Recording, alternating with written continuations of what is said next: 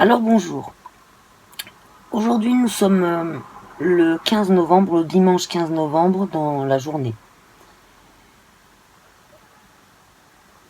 Exceptionnellement, j'ai écrit toute ma vidéo parce que le sujet est un peu délicat à aborder et donc j'ai trouvé plus facile de tout écrire. Alors je vais lire pour une fois.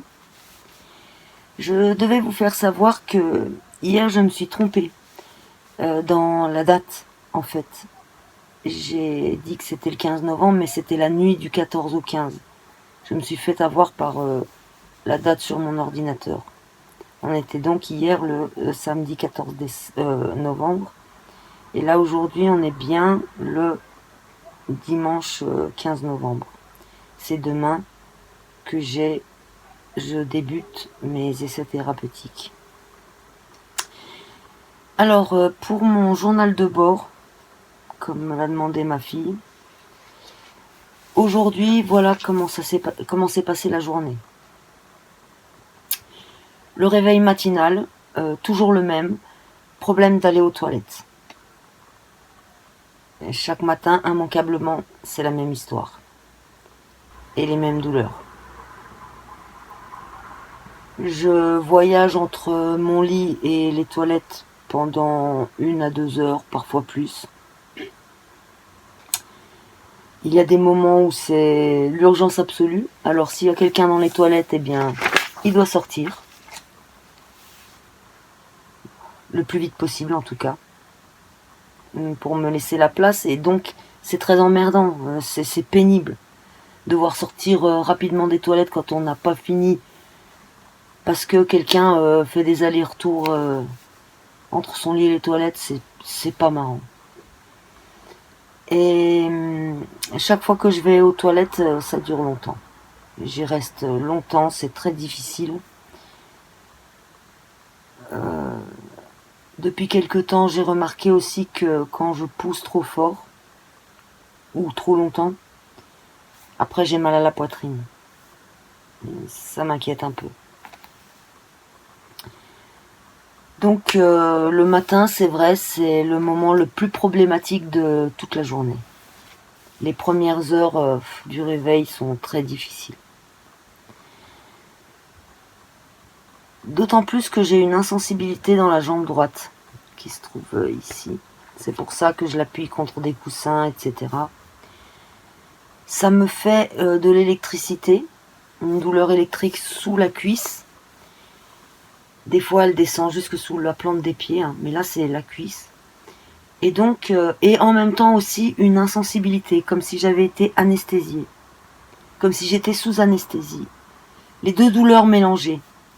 Et donc, être assis sur les toilettes pendant un petit moment, un bon petit moment, ça réveille cette douleur sous la cuisse.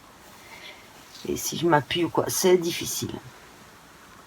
Bon, en ce moment, j'y reviendrai après. Alors,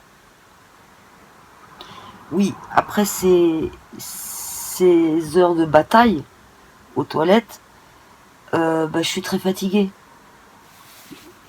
Et il arrive très souvent que après tout ça, je dois me poser dans des positions spéciales, hein, une pour serrer les jambes bien droites pour que l'anus soit serré, et puis en fonction de la douleur à la jambe aussi éventuellement, ou alors parfois j'ai une jambe très allongée, l'autre très relevée. C'est vraiment vraiment compliqué. Et donc quand je dois me maintenir dans ces positions là pendant un moment, je m'endors, vu que je suis très très fatiguée de ce que je viens de vivre. Merde, j'ai oublié de mettre le micro. Je mets une pause, on va voir si ça fait une différence. Voilà, le micro est posé. Je suppose que ça fait une nette différence. Je suis désolée. Je n'ai pas envie de refaire la vidéo parce que je l'ai faite assez bien, je crois, assez rapide. Et c'est ce que je veux, c'est que les petites vidéos du journal de bord soient rapides. Alors ça, je vous l'ai dit.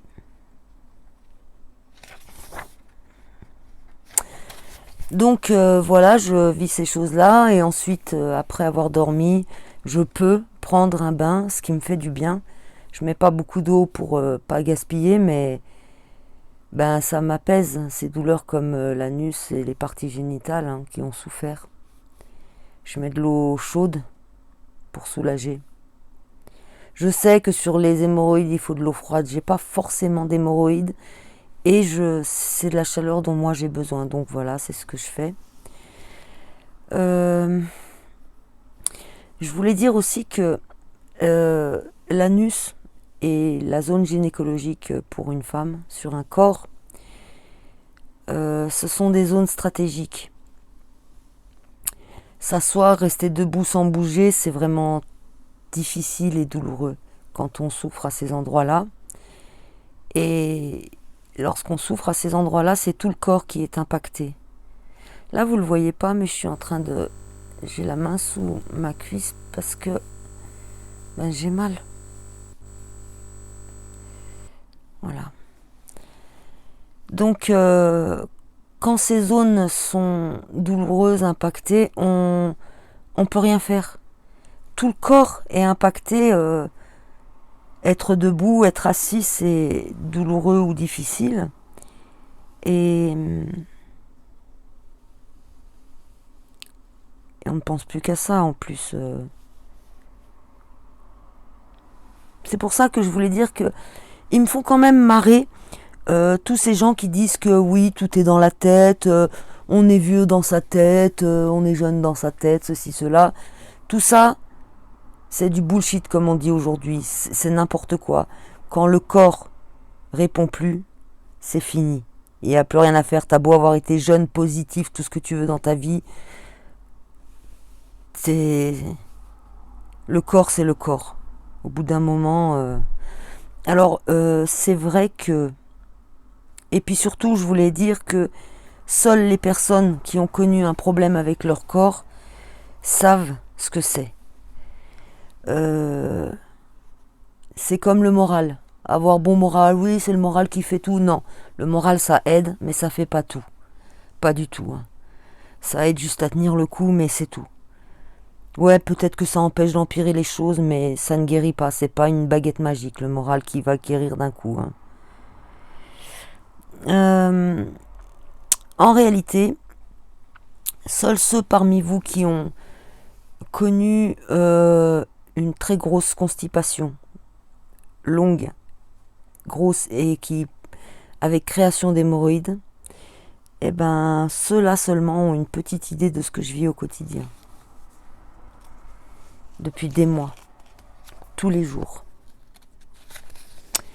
Voilà, évidemment.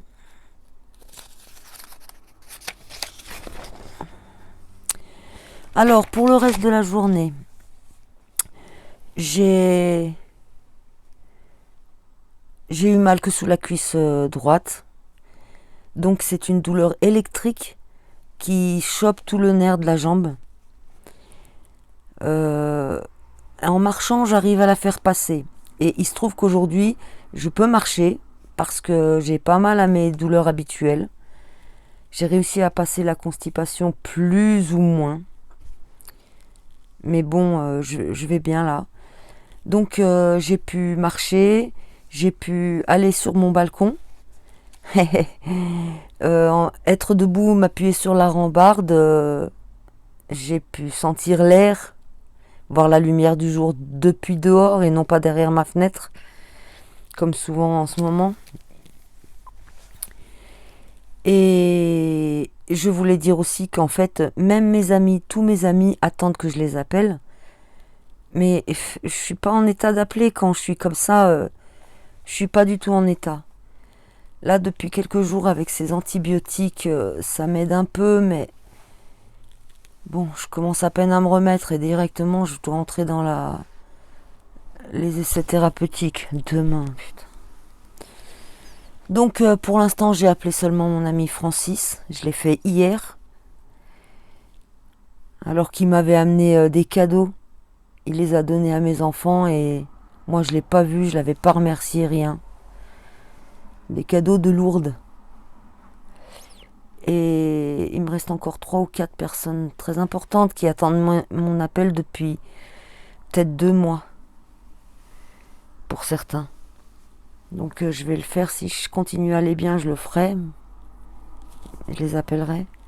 Enfin, aller bien, c'est très relatif. Hein. Aller bien avec ce que je viens de raconter là, quoi.